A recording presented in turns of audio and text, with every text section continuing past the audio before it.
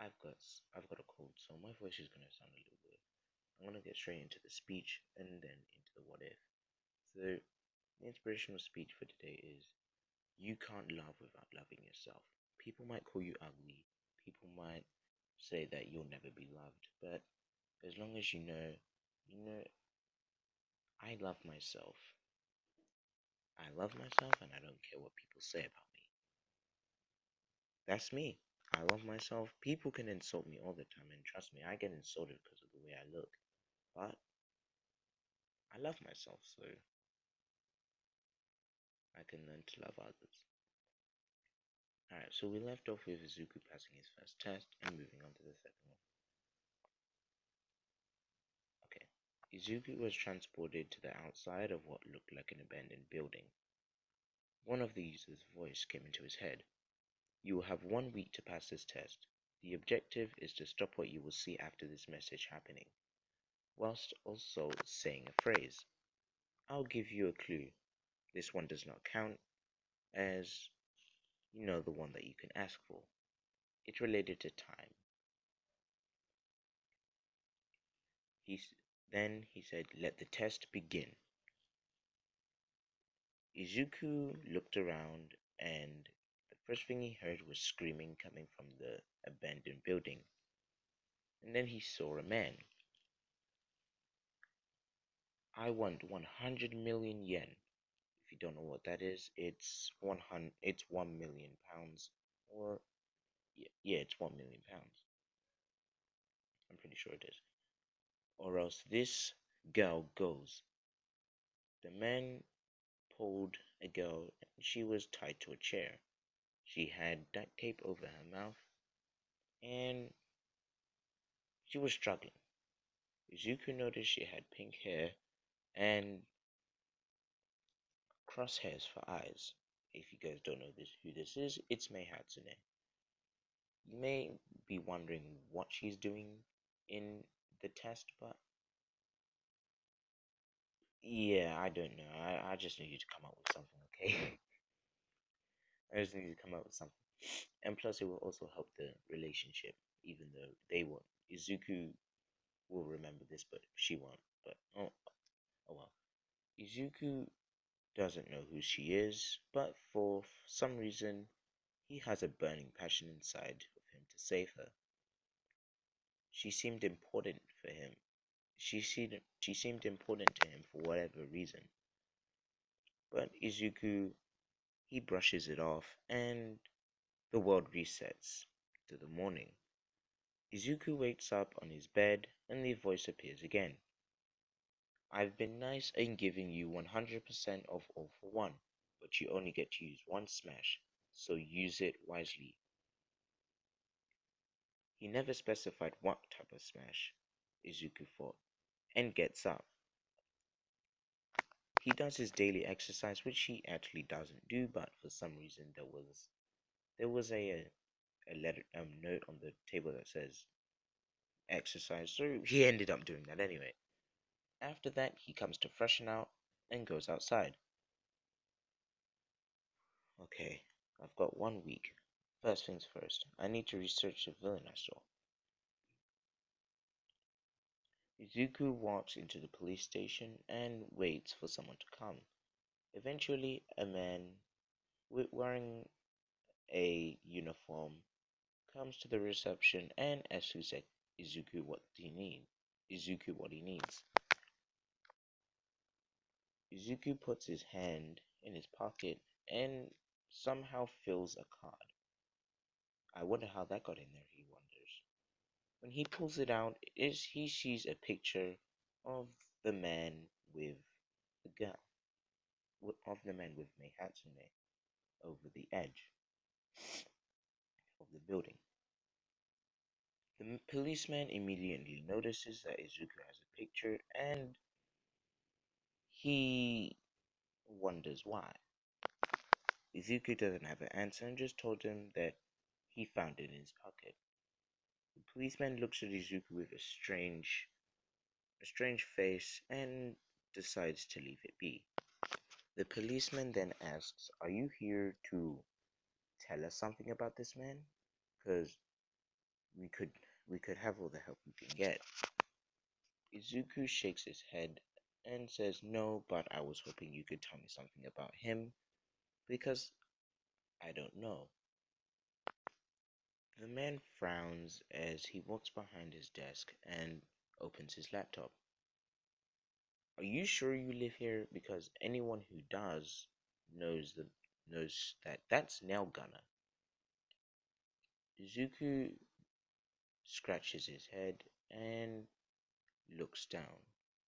Well, why is he called Nail Gunner? The policeman face palms and says, "You really aren't from here, are you?" Izuku nods his head and scratches the back of his head, smirking. He's called Nail Gunner because he kills people with a gun and nails their hands or legs in different positions every time. When Izuku heard this, his heart rate quickened, and he felt an intense hatred toward Nail Gunner. Just the thought of seeing May, or well, to him, the girl touched by him, made Izuku extremely angry. "I swear, if that fucking bastard even thinks about touching her, I'll kill him." The policeman was taken aback. What? What do you want about?" Izuku snaps back into reality. Nothing. What's his quirk?" Izuku asked. "Metal manipulation," police officer answers. Deku thanked him and walked out. The police officer looked at him from behind. "What a strange lad. But you come across everything." And he walks off. "Right. I need to eat," Izuku thinks. Deku's body starts moving on its own. "Huh? What the hell? I, I can't control my body," Izuku thinks. His body walks past a few restaurants, and it stops in front of one building called Miracle's Cafe. Izuku's questioning himself. Why am I here? What what's going on? Who's controlling me? Deku starts to move in and sit down. He's still questioning why he couldn't move his body. But then a waitress comes, and she asks Izuku what he wants. Izuku looks up from the table and he sees Mei, the girl that's meant to be being held hostage. Izuku's heart skipped multiple beats. She's beautiful, he thinks. Mei looks at Deku for a while and then notices that he's spaced out. Hello? Deku takes multiple deep breaths as he didn't realize that he wasn't breathing. Um, can I have the tempura special, please?" By the time Izuku finished his sentence, steam was coming out of his ears, and he was a stuttering mess. Why am I feeling so warm all of a sudden? It's like someone took a fake blanket and wrapped me in it. It feels protective, like I can't describe it. I can't even talk to a girl straight. What's going on?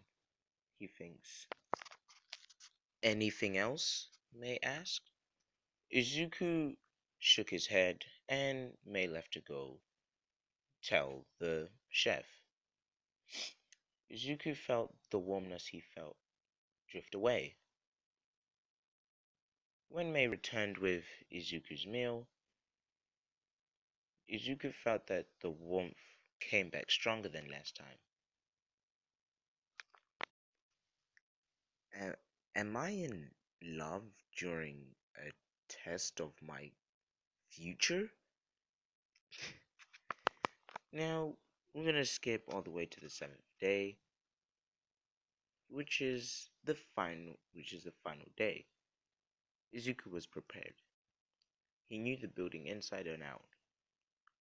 He could activate One for All whenever he needed to, and he had a scenario for almost every outcome that he memorized. It took a while, but he got there in the end. Izuku couldn't get Mei out of his head, and it was messing with a lot of things. He couldn't sleep, he couldn't think straight at times, he couldn't even write a paragraph without thinking about her. It was messing with him, and as much as he liked her, he didn't like the thought of not being able to do anything. So he tried to get this over and done with as quickly as possible.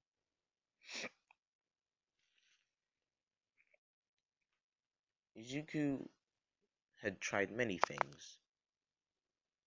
Rubik's cubes have Rubik's cubes have been the most effective as the moment. So he currently has a 3x3 Rubik's cube. This goes there, and then it goes into here and done. Wow. 30 seconds. 30 seconds for Rubik. I could that's pretty fast. Izuku thinks to himself. And at least it helps get my mind off. No, I'm not going back there. I need to find a way to get myself distracted. The event doesn't happen until, well, when I checked, it was around 10 p.m., so I still have a few hours. Izuku goes outside and just takes in the atmosphere.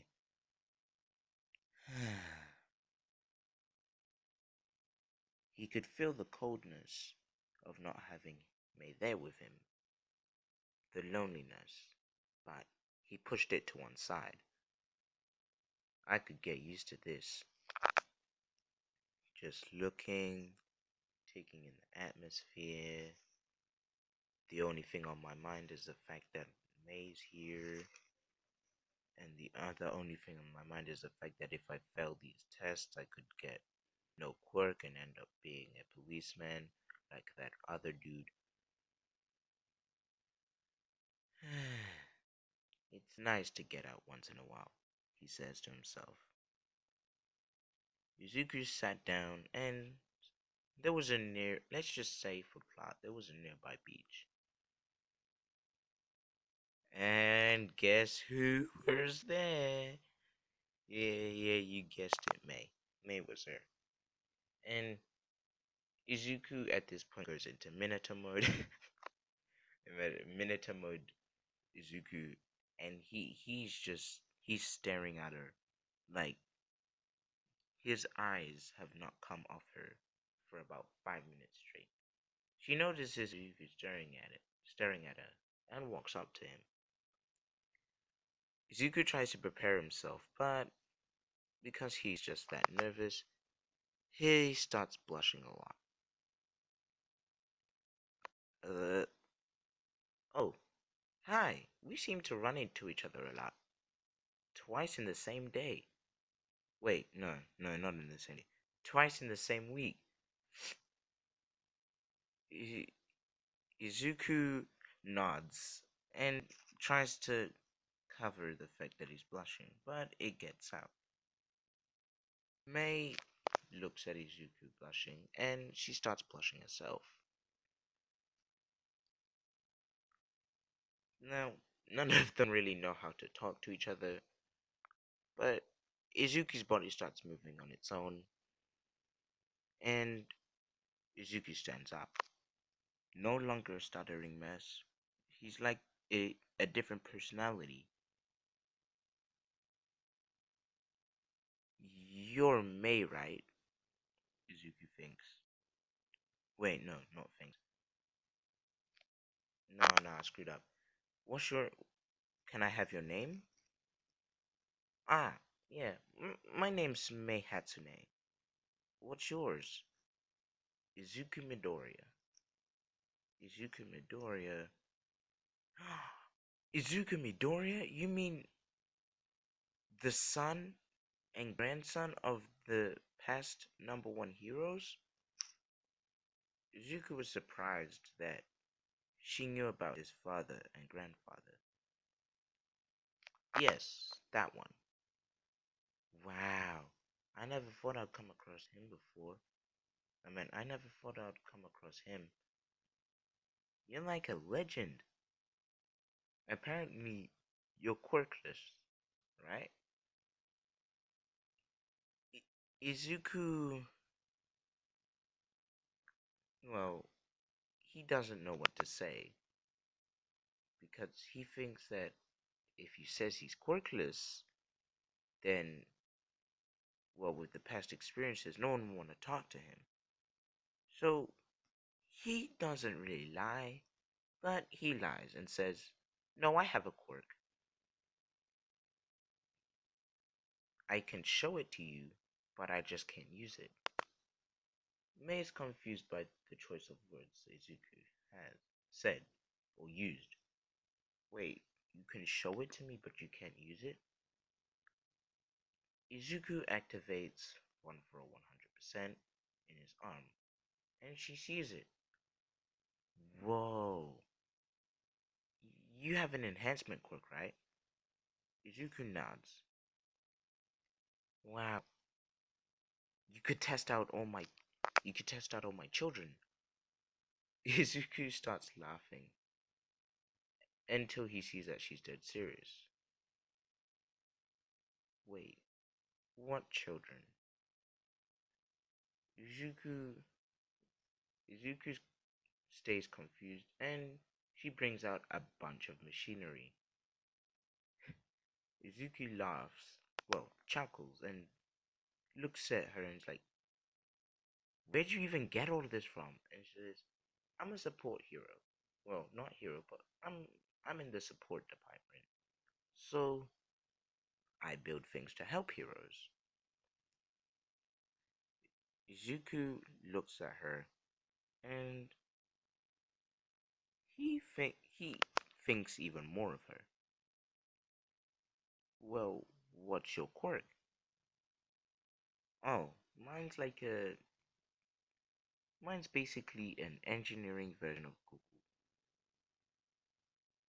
An engineering version of Google? Izuku questions.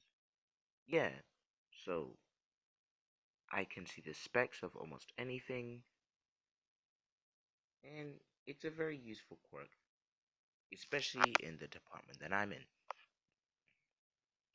Izuku nods and he loves the feeling of the warmth overwhelming him. Now that they're a lot closer, the warmth feels more like heat, and it's a lot hotter. Izuku and Mei talk for a while, and then Mei has to go. Izuku notices that it's around 8:30. He should be going too. Well, I guess it's time to get ready. Izuku gets ready, and he comes out wearing a full black suit covering just his arms. Covering his arms. Okay, so I messed up. He wears a black long sleeve top and some black shorts, just so that Naogana can't see his one for all. Izuku walks to the abandoned building and sets up. Alright, so he's gonna be right here. I'm gonna move. He's gonna turn around.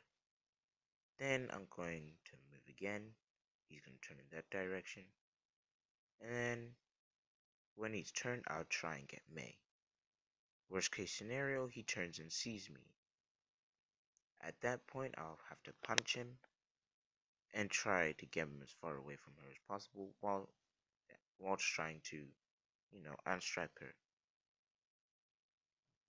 Izuku rolls over the plan once more, acts it out, and then he hears the door open. He runs back into the cupboard. Well, he runs into a nearby cupboard. Don't try anything, or else I'll shoot, the man says, pointing a gun at May's head. Izuku's eyes turn dark. He can feel himself getting angry, very angry. He clenches his fist and tenses his muscles.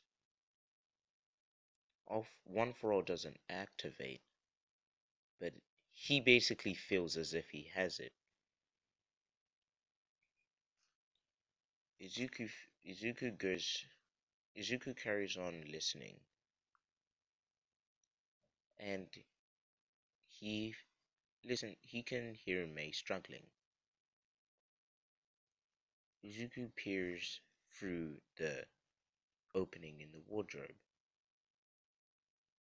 Now Gunner was preparing for the attack. Deku stepped out from the cupboard and swiftly moved towards the pillar in front of him. Now Gunner turned around. He saw nothing.